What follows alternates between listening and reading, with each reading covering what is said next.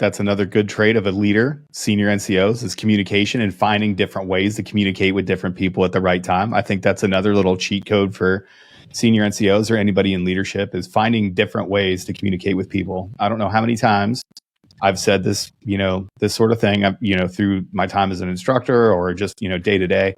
Somebody will come to me and go, "Oh, I can't stand this guy. I explained it to him 100 times and he still does it the wrong way." I'm looking at him and okay. So in any communication, the sender is usually the problem. It's not usually the receiver that's the problem in any communication. You need to find a different way to explain it to him. You need to find a different method, maybe, as opposed to just explaining it to him or going, "Hey, be better. That wasn't fast enough." Well, teach him how to be more efficient.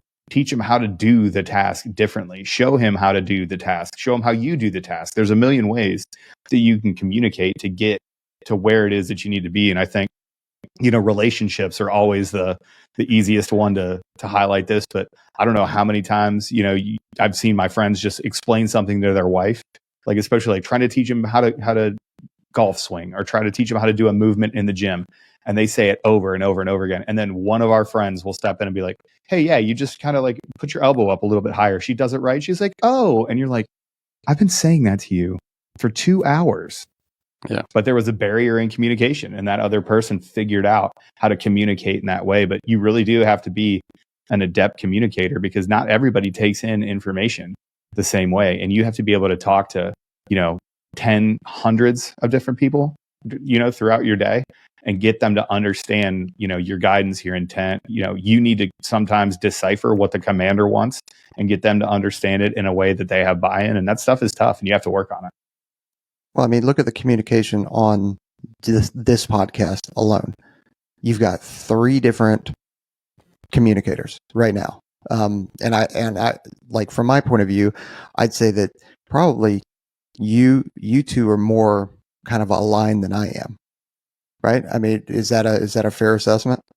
I just like when you start saying something, because I never know where it's going to end. That's my favorite part, is you'll start talking. Guess what? Guess what? I don't know either, because you have no idea how many times thoughts and words in my mind just go fleeting. It's gone. So I don't know where I'm going either.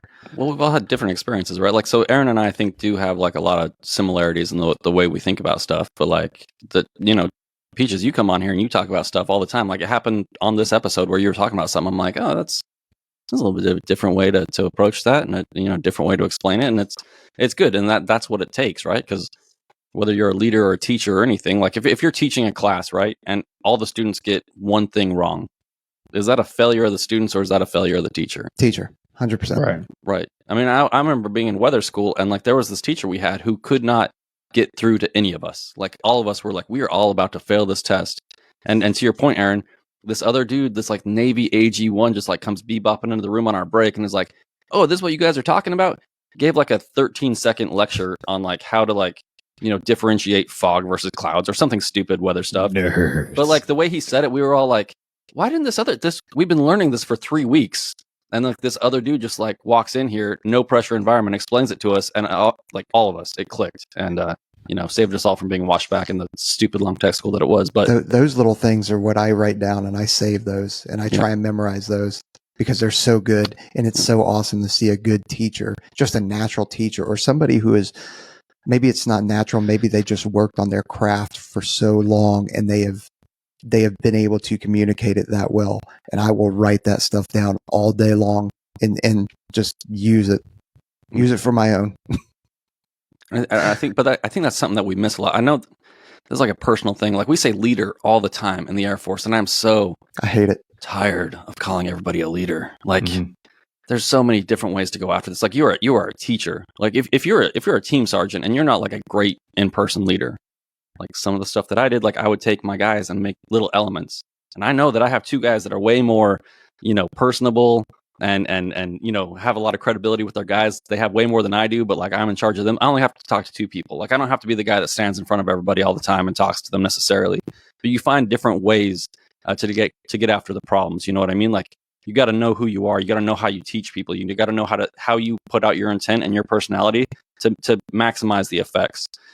So like we don't all have to be this we create leaders at like these NCOAs and senior NCOAs and all this other stuff. It's like, we don't have to do that. We have to create people that are good at what they're doing and that know who they are and know where they fit into an organization, know how to fill the gaps to make that organization as successful as possible. So that's just my thing about the L word that I hate. Well, yeah, if you use any word, as much as we do with the word leader, it loses all meaning, right? Like, oh, I have a whole room full of leaders. These guys are leaders because they got out of ALS. This guy's a leader because he went to a joint PME.